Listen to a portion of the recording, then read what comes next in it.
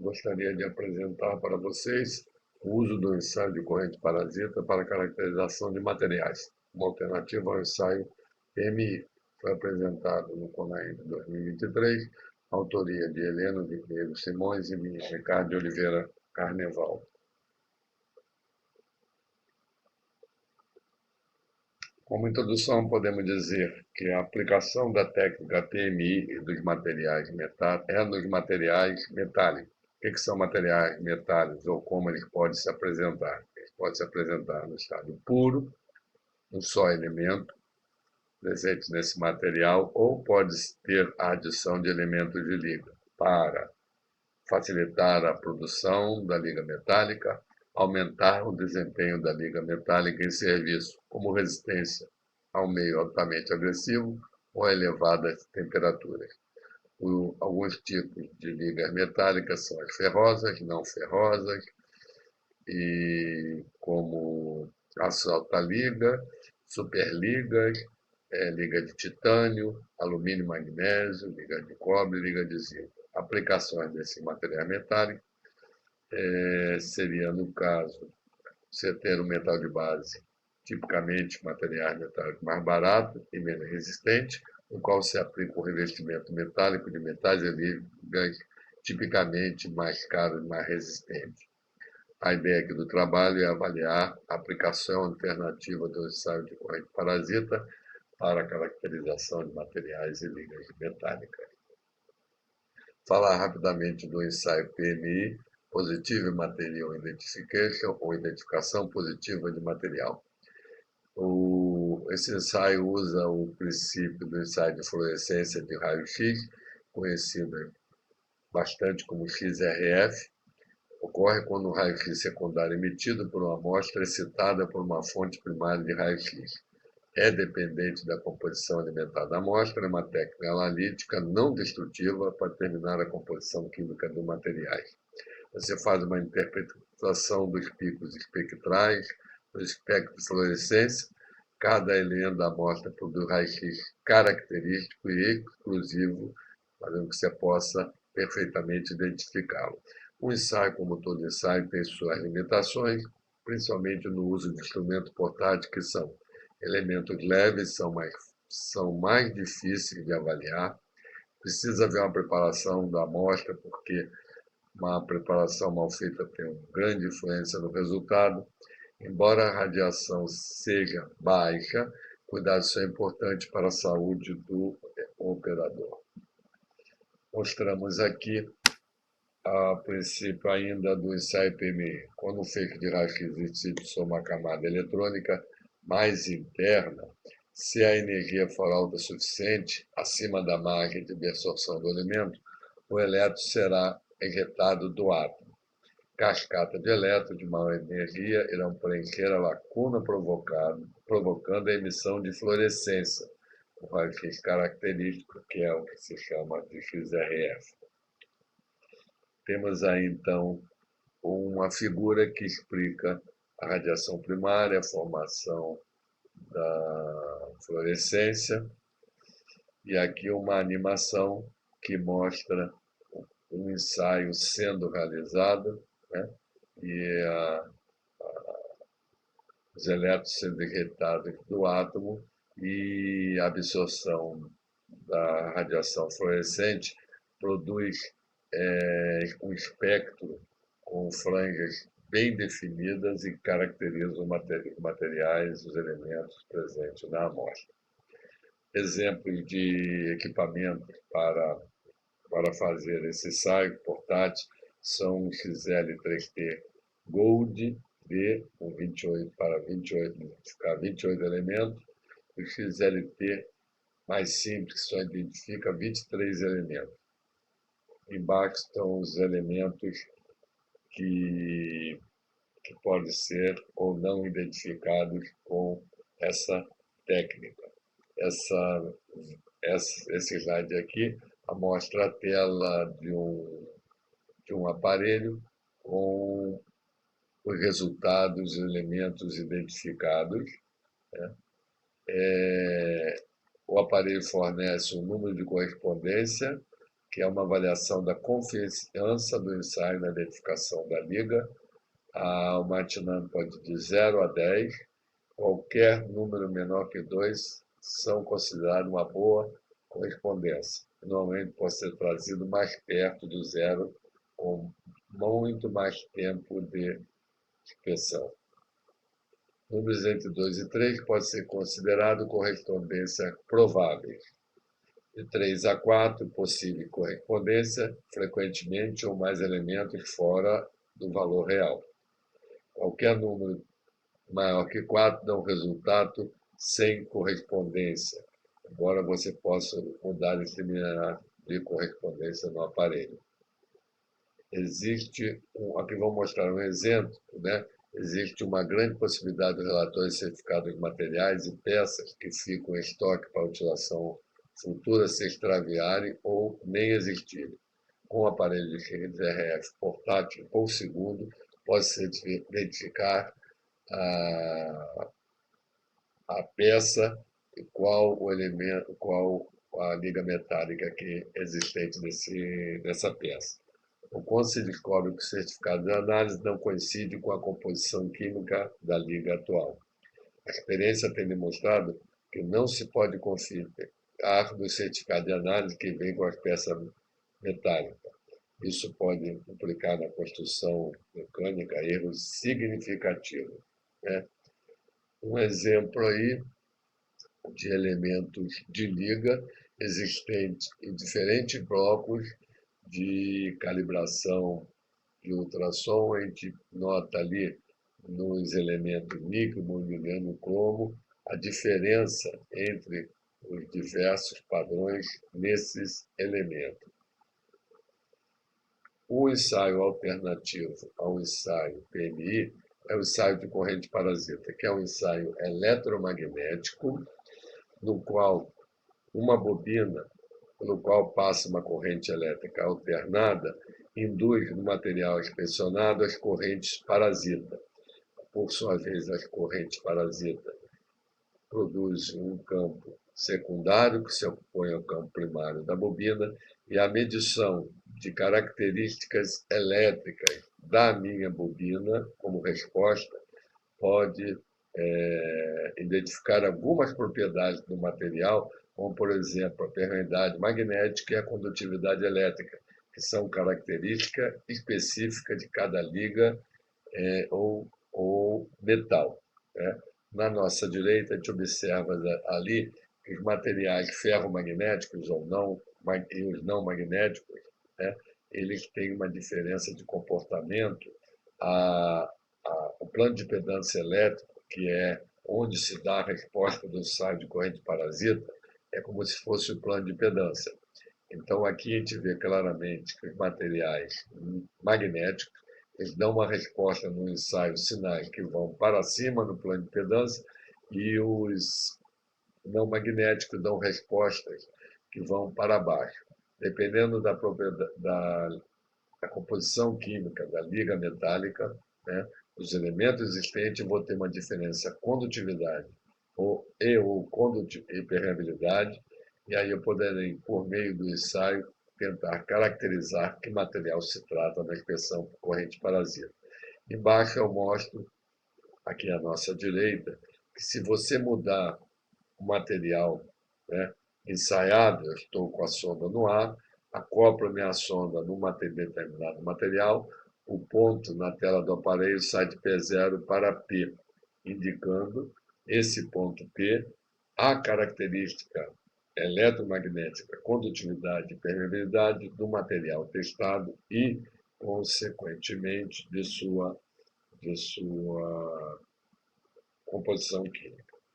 Aqui está um exemplo como se fosse um aparelho de corrente parasita, onde eu tenho uma amostra com vários materiais ali.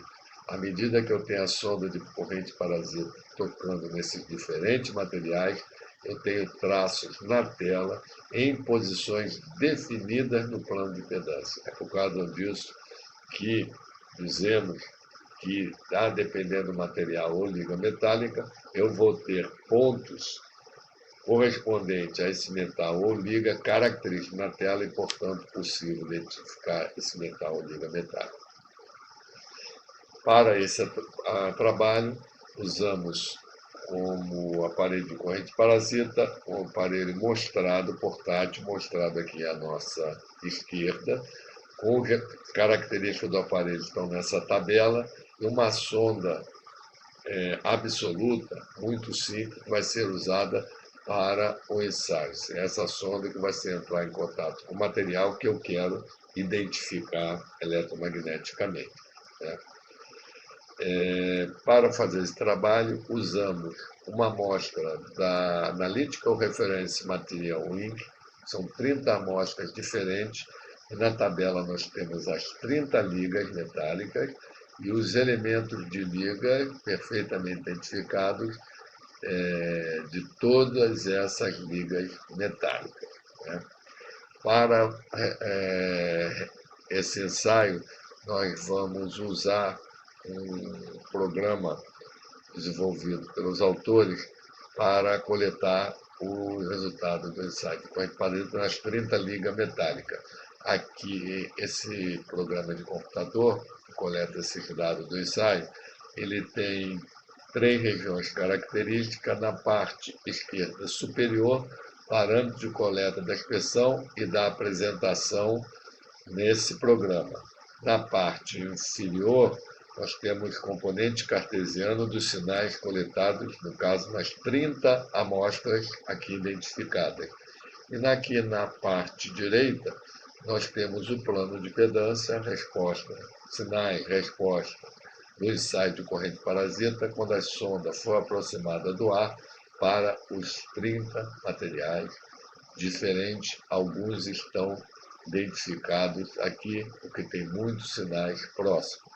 Então, essa área aqui à nossa direita é onde são coletados sinais no plano de impedância elétrica. Nas 30 amostras foram feitas 3 experiências, 3 coletas de dados, e o programa permite fazer levantamento dos parâmetros cartesianos, componentes horizontais e verticais, e coordenadas polares, amplitude e fase, dos sinais de desbalanceamento da sonda do ar para cada uma das 30 amostras. Com a posição de cada amostra no plano de impedância, é que pretendemos identificar cada amostra em comparação com as demais. Esses resultados de parâmetros coletados nessas 30 amostras em 3 experiências são apresentados aqui na tabela, e que é possível diferenciar perfeitamente aqueles materiais que estão identificados com a cor azul como sendo não magnéticos, dos materiais com a cor aqui, cor de abóbora, que são os magnéticos, né? Mas só esse tipo de experiência não é possível para perfeitamente identificar os materiais, principalmente aqueles que têm resposta muito próxima. Vamos tentar agora melhorar a separação desses metais e ligas metálicas. A tabela mostra que existe separação de resposta, componente vertical e fase, nas 30 ligas analisadas quanto à característica magnética. Separação de cada uma das ligas de todas as demais não é desejada, para de forma indubitável separar todas as ligas.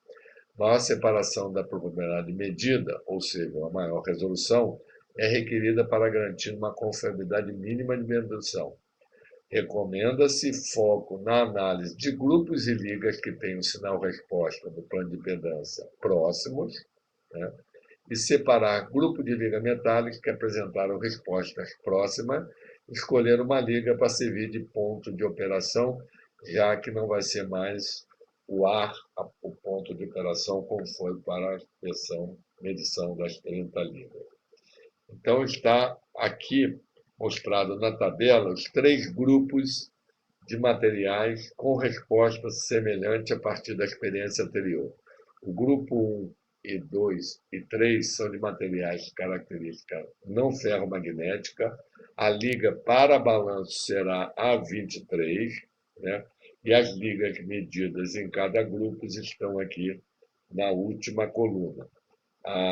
O grupo de análise 4 é ferromagnético, a liga para balanço é a liga 9, e aqui estão os materiais, né? Os 7 materiais, mais a liga 9, que são os ferromagnéticos dessas 30 amostras, né? O resultado com os pontos de referência na primeira coluna, o ponto de análise, material de análise, né?